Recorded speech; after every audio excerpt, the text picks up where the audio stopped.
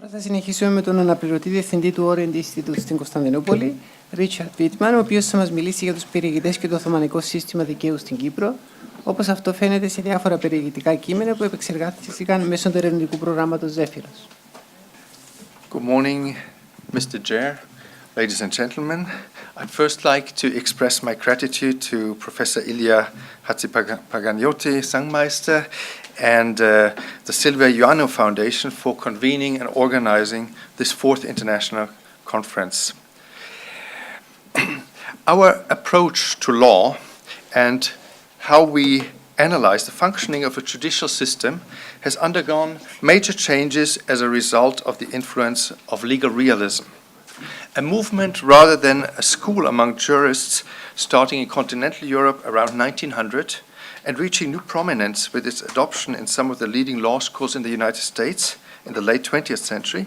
Legal realism encompasses today several strands of legal thinking. They are united, however, by the conviction that, contrary to what legal formalists believe, the law is not a system of clear-cut, complete and consistent rules that are valid throughout a given jurisdiction in its entirety.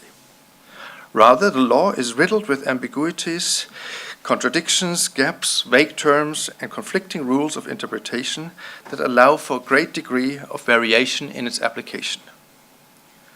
The rather new academic field of Islamic legal studies is no exception to this trend and has applied these notions to the specific case of Islamic law. In its recent scholarship, Islamic legal studies has thus experienced an impressive shift of focus from jurisprudence, usul al-fiqh, and legal doctrine, fiqh, to local practice. Among earlier generations of scholars, there used to be a widespread consensus that the development of Islamic law had ended sometime during the 10th century when independent reasoning, ijtihad, of individual jurists had come to an end, a stage in Islamic legal history that became known as the closing of the gate of ijtihad. Ever since, it was agreed among Western and Middle Eastern scholars that Islamic law was preserved as an unchanging, frozen in time set of norms and practices, and that all that the jurists were left with was the practice of taqlid, or following, i.e. a mere application of the doctrine and conformity to earlier decisions of their school of law, without the possibility of deriving new norms from the sources of law, usul al-fiqh. This understanding precluded the possibility of local variation in the practice of the law in different parts of the Islamic world, including the Ottoman Empire and, of course, Cyprus. It perpetuated the fiction of a unified Islamic sphere which would not allow for the slightest variation in its laws. Over the past 30 years, the study of Ottoman court records, sijil, which have been preserved for the greater part of the Ottoman Empire, including Cyprus, as well as the legal opinions fatwa of Ottoman jurisconsults, have helped to provide new insights to the tapestry of local legal realities in the empire. Sijil-based studies have been conducted for many Ottoman cities and regions, including Bursa, Damascus, Sofia, Jerusalem, Rethymno, and Cyprus. These studies have amply demonstrated the existence of local differences in how laws were applied and in the functioning of the legal system. While in some regions, for instance, non-Muslims made use of the Ottoman court system in much the same way as Muslims, Jews and Christians elsewhere were much more reluctant and selective in their use of the Islamic legal institutions. Even though the study of the local court protocols has effectively contested the assumption of a uniform Islamic legal system, the sijils also have their shortcomings as to arriving at a fully adequate picture of the local legal realities. As official documents produced by a professional scribe on behalf of the judge, the Qadi, the arguments raised were only documented in as far as they had a legal value in the eyes of the court and were recorded in an elliptic, formulaic fashion.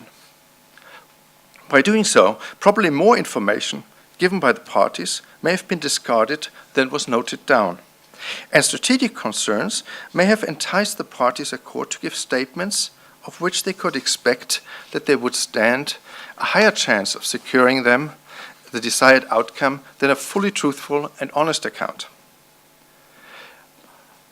Much more suited for a reality check than the court records. The Ottoman court records, however, seem to be the autobiographical texts produced by contemporaries.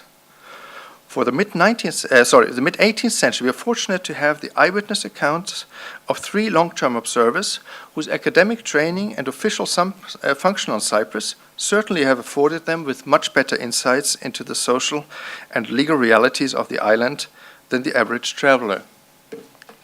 The first of these informers is the Scottish-born British consul Alexander Drummond, who spent the years 1744 to 1751 in the Eastern Mediterranean. In 1751, he held the post of British consul in Cyprus, and he exchanged letters with his brothers during his travels, which were published in 1754. His journey began in the spring of 1744 when he crossed Europe, and after visiting Genoa and Florence, he arrived in Venice, from where he set sail in October. He visited Zakynthos, Cythera, Mykonos, and Delos before arriving in Smyrna, and in March 1745, Drummond was in Tripoli of Syria. He stayed in Cyprus until December 1746, and then in Alexandretta until 1750, from where he made trips to San Simeon, Antioch, Seleucia, and the Euphrates region. It is assumed that Drummond was a merchant and served as consul of Britain in Aleppo from 1754 to 56, and for the year 1751, he had similar duties in Cyprus, where he traveled some 700 miles altogether. While leaving a detailed account of the commercial activities, law, and the political situation of the island, it has been said that his drawings, especially of the Byzantine and medieval monuments of Cyprus, were so diligently made that they were even more attractive than his writing. His drawings are a main source for a recent publication by Rita Severis, Traveling Artists in Cyprus, 1700 to 1960, which came out in 2000. And the source that we consider here is his work Travels through the different countries of Germany, Italy, Greece, and parts of Asia Minor as far as the Euphrates, with an account of what is remarkable in their present state and their monuments of antiquity. The second author of the life narratives, and we will hear more about him later on today, to be referred to here is Giovanni Mariti. The Abbé Giovanni Mariti wrote an account on the condition of Cyprus in 1769, which is generally considered the best account of Cyprus for the second half of the 18th century. He spent the year 1760 until 1767 as the British Imperial and Tuscan consul in Cyprus, almost 100 years after the final conquest of the island by the Ottoman Turks. Mariti traveled widely around the island in the 7 years during which he served there as a consular official, and as well as recounting his own visits to towns, villages, and monasteries.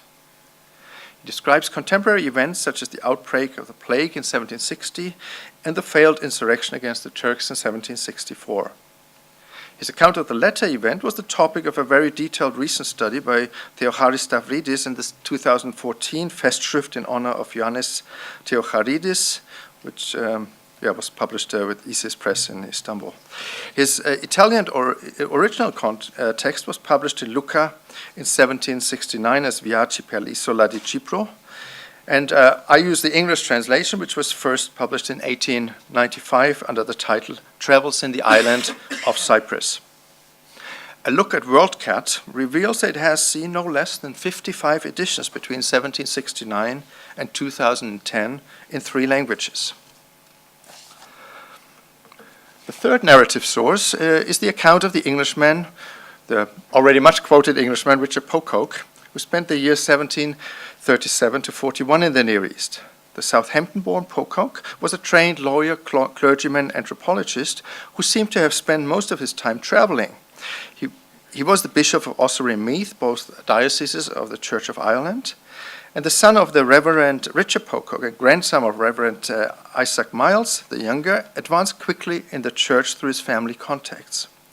An uncle of his was a professor of Greek, and he was also distantly related to the English Orientalist Edward Pocock. However, he is best known for his travel writings and diaries. One objection that is often made by historians as to the consideration of life narratives is their presumed subjectivity due to a lack of comparability with other texts of the same type or time period. It can be argued if this really diminishes the heuristic value of autobiographical texts as historic sources. However, with the choice of these 3 texts, we are in the fortunate position, and having 3 texts from almost the same time period, in between 1737 and 67, and authors with a strikingly similar educational and professional background. Interestingly enough, we lack even the most basic information on the judicial institutions in place in Cyprus in the mid-18th century. For instance, how many court districts were there and who were their officials? From Mariti, we learned that there are 16 kadiliks, court districts of a Muslim judge, in each of which a qadi sits as the president. This corresponds to the number given by Pocock and Drummond. Ottoman documents and travelogues from other times, however, give a wide range of numbers varying from in between 11 and 17 districts.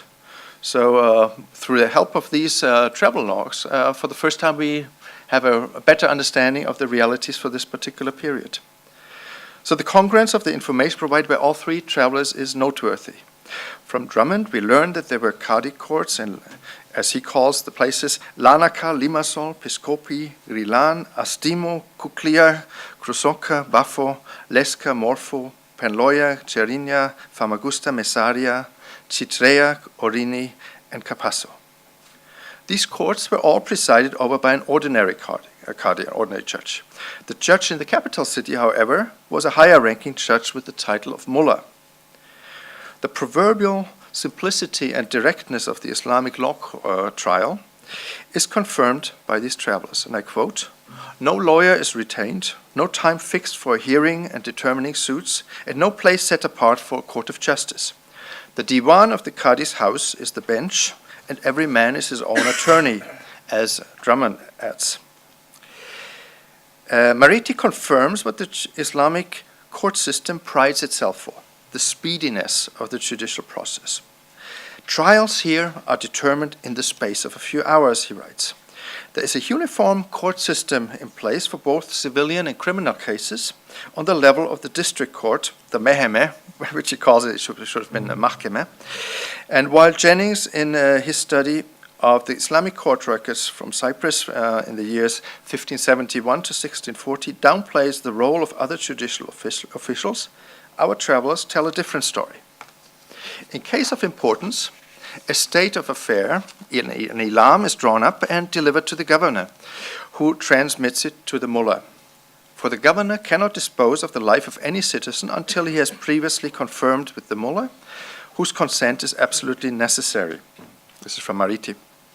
This complex procedure, in cases of importance, refers to infringements of the public order, i.e. the instigation of revolts, which fall in the responsibility of the governor and which are punishable by death. The death verdict is then made by the governor or the mutaselim after the due consideration of the circumstances before it gets confirmed by the judge where it acquires its Islamic authority. This procedure, however, appears to have been a common cause for bribery, as we learn from Drummond. Both the report and decree of the mutaselim, I'd like to add, depend on the offering by the accused, and not on the merits of the cause. Interesting information is provided on the determination of fines. Mariti informs us that corporal punishments were usually transformed into money fines, the so-called blood money, diet of Islamic law. And I quote, "The law, it is true, orders an assassin to be put to death, but the criminal, by paying a few hundred piastres, easily avoids its vengeance. The inhabitants of the place where the crime is committed are subjected also to a tax, the produce of which is carried to the Grand Seigneur's treasure." The practice of collecting this fee for the treasury is also confirmed by Jennings' findings from the court record, so we have a nice correspondence here. There was a sophisticated calculation method in place for the amount of blood money to be paid. And I quote, "The fine for murdering a man between 30 and 35 years of age," I guess that was the ideal age, "is 500 piastres. In all other cases, the time that he might have lived, as well as the revenue that his premature death may have deprived his sovereign of, are calculated. And the murderer is made to pay the equivalent, and very often a great deal more." He continues, if premeditated assassination can by money escape the severity of the laws, it may be readily imagined that this must be the case much more in regard to involuntary homicide. Cases lacking intent or the conclusive proof hereof were also a classical domain for concluding a compromiso, a sulh, a legal instrument held in high esteem among Islamic lawyers, which usually resulted in a financial compensation. Fees were to be paid to the court in cases of debt and inheritance, without, as it is emphasized, without the exercise of pressure and intimidation. Every person summoned before these tribunals for debt, if he loses his suit, must pay to the Qadi the 10th part of the sum in litigation. But if he gains it, this burden falls upon the plaintiff. The Qadi has the right also to the 10th part of the effects of every person who dies in the district. The violation of them is made in an amicable manner and without severity. Mariti, being such a good observer of Ottoman institutions on Cyprus, surprises the reader by his simplistic information on the sources of law applicable in the trial at the Mahkeme, completely ignoring the existence of codified state law in the form of canonnames as well as local custom. He writes, the Turks have no written laws. The Quran, which is their sacred code and which is called the book by excellence, supplies the place of them. Every good Qadi ought to have several passages of it about him. These passages are suited to every circumstance and are contained on long scrolls, which are wrapped around the head in the form of a turban. The idea of the use of Quran scrolls seems to me rather reminiscent of Torah scrolls, rather than the much rarer scrolls of the Quran, which were produced more for purely decorative or prestige purposes, like this example from 18th century British India. Much more likely, however, I think it was that the Qadi had something like this in his hands. This is an 18th century Qadi, Quran in book form. And that this was actually the main tool for basing his decision, in addition to the stated canonnames. The Cypriot Qadis seem to only seldomly have cited canonnames in their decision, however, as Jennings already confirms for the century before. He only found 5 cases in which canonnames were quoted, were referred to, among thousands of legal trials he had studied. Mariti sees no consistency in the decision-taking process, which appears reminiscent of the Weberian concept of arbitrary Qadi justice. He writes, everyone, however, interprets them, which is the cases, after his own manner, and almost always gives them a different meaning from that of the legislator.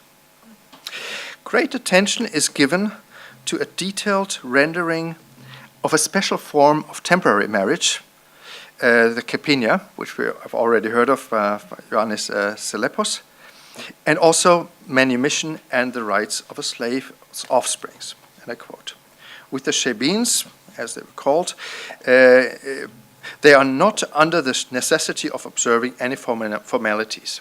They can only go to the judge and enter into a simple contract in which are mentioned the time that the shebin is to remain in the service of the man, the sum he is to pay to her, and his obligation to maintain all the children whose legitimacy and right to succession are fully acknowledged.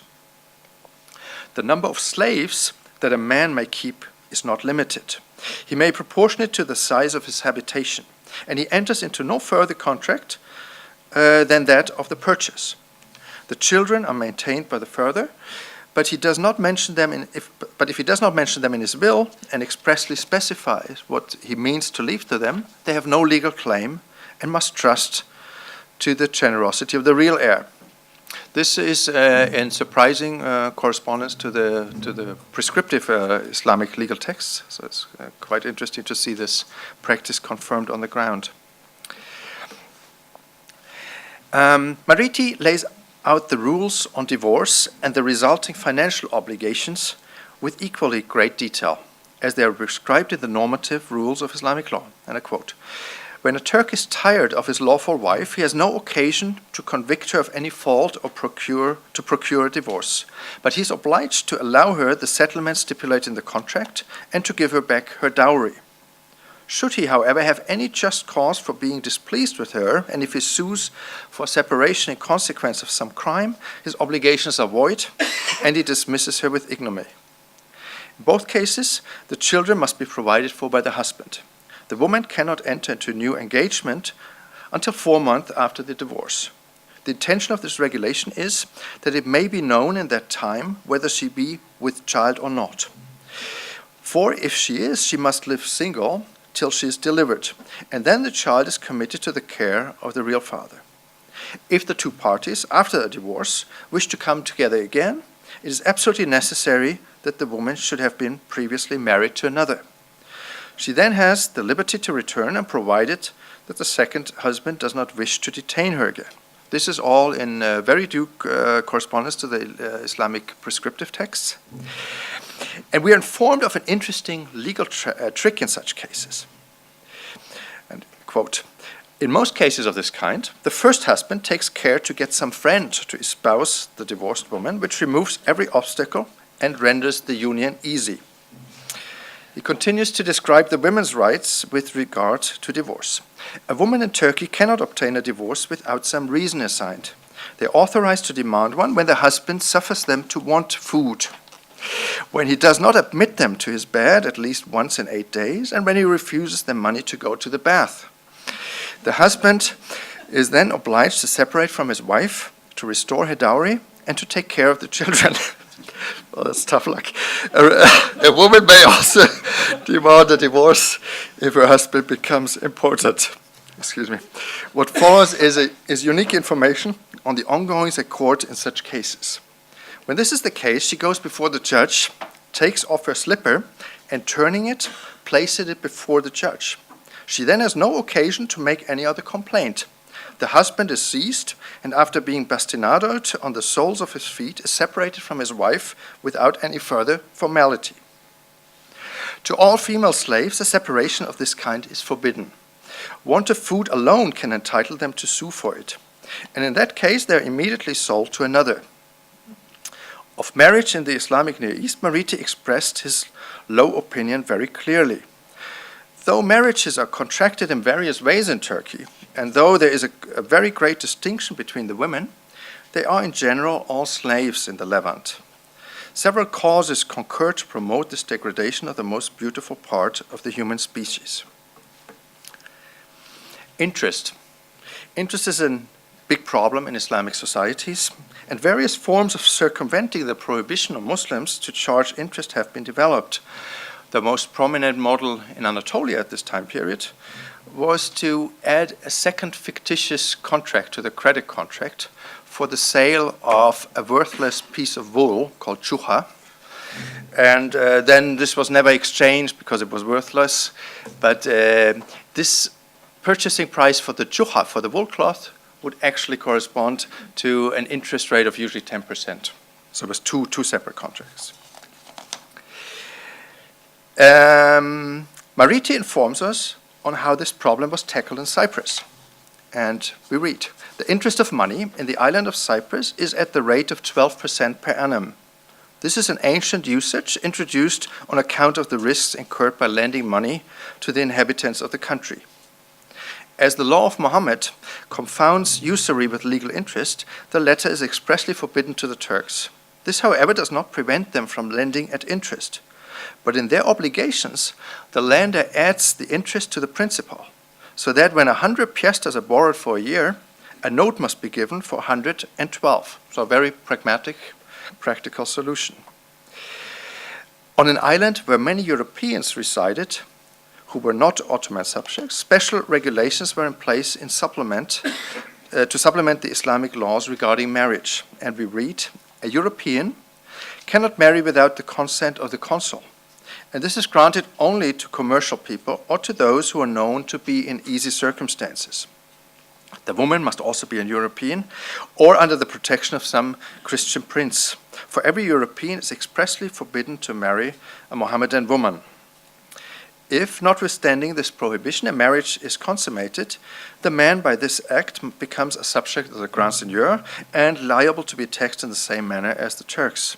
If he refuses, the consul, freed from all care in his head, withdraws from him the protection of his prince and leaves him exposed to all the severity of the Ottoman justice.